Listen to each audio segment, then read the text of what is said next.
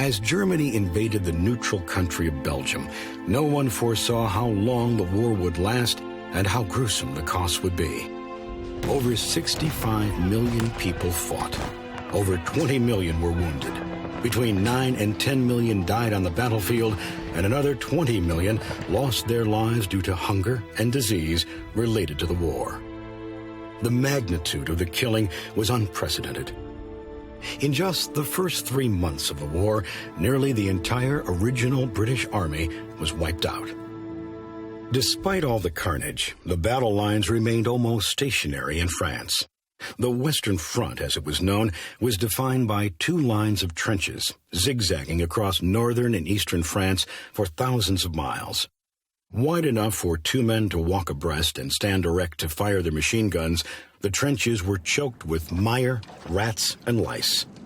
German soldiers occupied one line, Allied soldiers the other. Between them lay a no-man's land, filled with barbed wire and mud, smoldering with bomb craters. From time to time, soldiers would storm out of these trenches and attempt to overrun the enemy, only to be met with a hail of bullets. Both sides suffered hundreds of thousands of casualties while accomplishing practically nothing, as the battle lines remained essentially unchanged. Meanwhile, the tools of technology, which had provided prosperity for the industrialized world, were now being used to create more efficient and more ghastly weapons.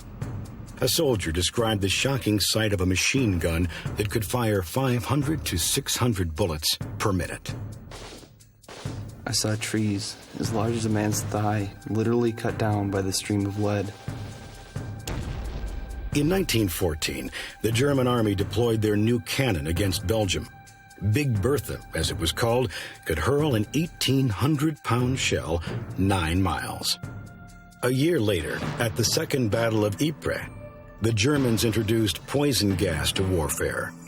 Soon, both sides used chemical weapons like chlorine, which suffocated its victims, or mustard gas that burned the skin and blinded its casualties. By 1916, the British Army began using tanks in battle with great success. Before long, however, German soldiers realized that flamethrowers, weapons that could shoot a stream of flaming gasoline, could be used to stop them.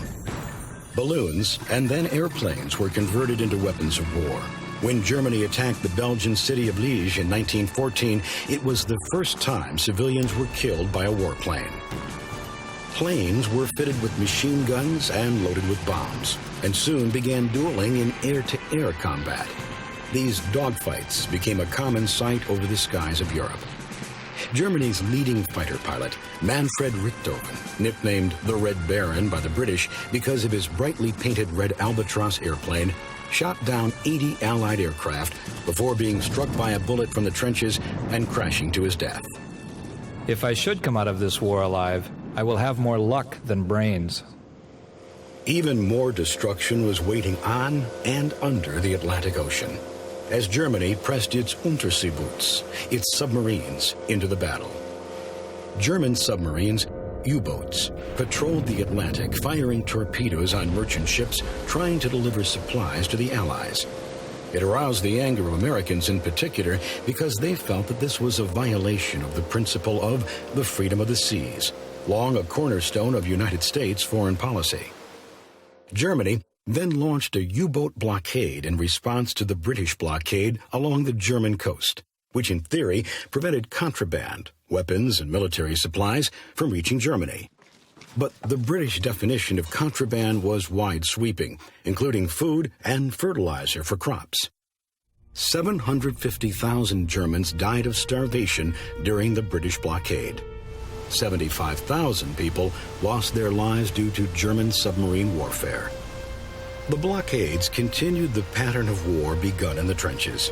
Everywhere, the fighting was inconclusive, while the new technologically advanced weapons made the lack of victories more devastating.